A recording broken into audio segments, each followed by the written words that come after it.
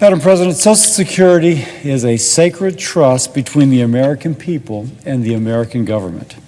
For the worker who's about to retire with no savings other than Social Security, the woman who relies on Social Security to pay for medications, they need to know that the government is not going to break this sacred trust. That's why I've been leading a bipartisan group of over a dozen senators to develop a solution. And we have what we call the big idea. But before describing the big idea, I have to tell you, right now, it does not matter what big ideas or any idea are being discussed. President Biden made it clear in his State of the Union speech that he was going to run for re-election, attacking Republicans on the issue of Social Security. Now, by the way, he's not introduced legislation on Social Security himself. He spoke about one in his previous campaign, but it was not serious. And the money that he said he would use for his unserious plan, he has already spent on other priorities, or at least proposed to spend. President Biden was not even willing to acknowledge the problem that Social Security faces. But in a bipartisan sense, let's be fair, he's not alone. Former President Trump refuses to acknowledge the issue. He never introduced or sought to work with Congress when he was president, and now he criticizes anyone who suggests that Social Security might be going insolvent, but unfortunately for us all, Social Security is going insolvent. It is not me who says this, it is the actuaries, those who are told to come before the American people and tell what is the current state of Social Security. They tell us in 9 years it's going insolvent. At that point, beneficiaries will see a 24% cut in the amount they're receiving. There's no grandfathering in. You may be already receiving, but when that deadline hits 2033, 2032, boom, 24% cut for those who are currently receiving. Poverty among the elderly doubles. And even though it's against the law to borrow money to pay the difference between what is coming in and what is going out, let's imagine that we did. If we do decide to break the law and borrow that money, it would end up causing a $562 trillion debt to pay these benefits over the next 75 years. That would give us a debt-to-GDP ratio similar to that of Greece and Venezuela. And that is independent of the money that would be required for Medicare benefits and other such benefits. So, what does our big idea do? Our big idea avoids this problem by setting up an investment fund separate from Social Security, no Social Security money whatsoever, an investment fund in which we place money and allow it to grow over 75 years, and in so doing, we address 75% of the issue. We don't raise the retirement age to 70, as people suggest. We don't touch the way Social Security benefits are distributed. We make sure that no one has a disruption in their benefits that they are promised to receive. And in our plan, we have work incentives, and we work to address issues of like WEP and GPO and poverty among the elderly. It's an idea that could work and pass Congress. Good evening, friends. You will need to pay attention to these upcoming changes. Benefit payouts may be reduced. House Speaker Kevin McCarthy has just revealed new details on Republicans' plan to fix Social Security. The Social Security Administration is preparing to send out the next batch of monthly benefit payments in just a few days.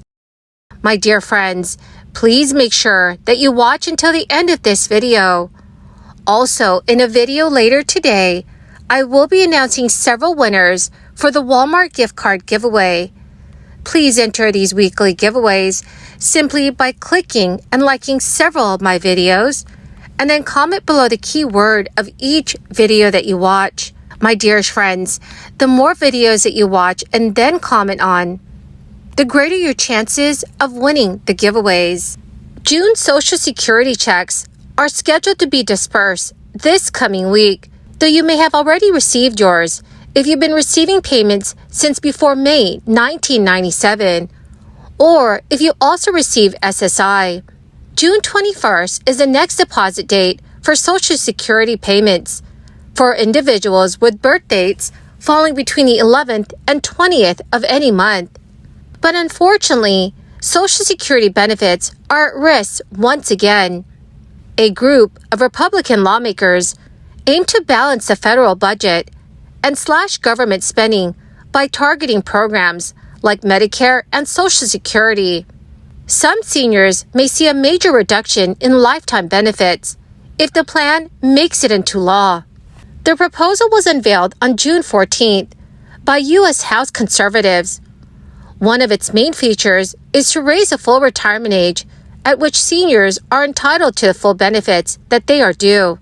The 176-member House Republican Study Committee approved a fiscal blueprint that would gradually increase the full retirement age to age 69 years old for seniors who turn 62 in 2033. The current full retirement age is 66 or 67 years old, depending on your birth year.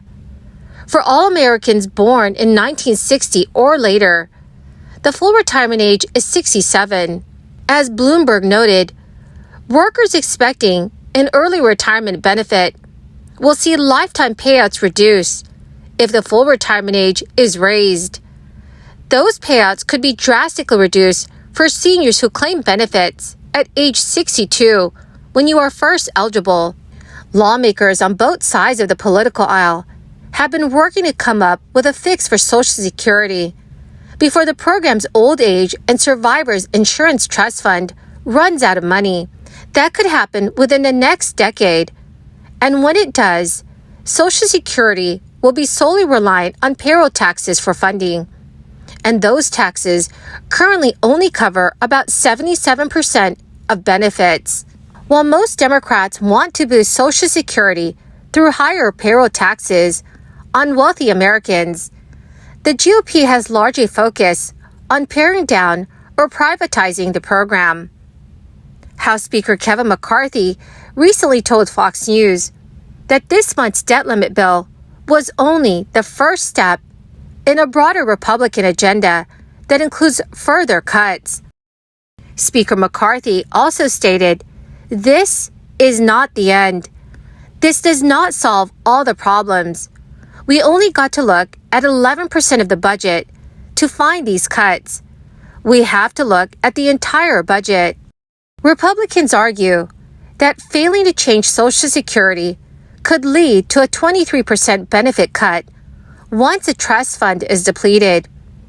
Raising the retirement age is a way to soften the immediate impact. The GOP committee said its proposal would balance the federal budget in 7 years by cutting about $16 trillion in spending and $5 trillion in taxes. But Democrats were quick to push back against this proposal. White House Press Secretary Karine Jean-Pierre issued a statement saying the budget amounts to a devastating attack on Medicare, Social Security, and Americans' access to health coverage and prescriptions. Inflation for the month of May came in at an annual rate of 4%. Inflation is like compound interest. It just keeps adding up. While annual inflation grew at a 4% rate in May, that was on top of an annual rate of 8.6% last May. So over the past 2 years, inflation has been up about 13%. President Biden touted the 4% increase in inflation rate as proof that his plan to bring down the cost of living and sustain stable and steady growth is working. The Fed has been increasing interest rates at a historic pace over the past 15 months, taking them from near zero when Biden took office to a 5% to 5.25% range today.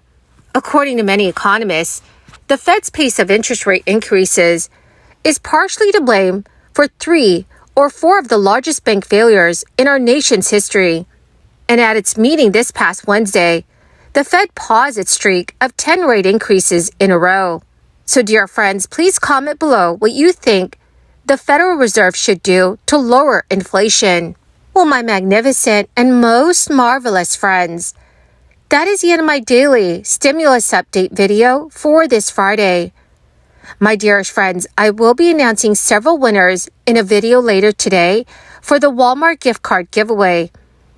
If you'd like to enter the giveaway, friends, all you need to do is click and like several of my videos and then comment below the keyword of each video that you watch. The more videos that you watch and then comment on, the greater your chances, dear friends, of winning the giveaways. Thank you and have a wonderful and very blessed Friday.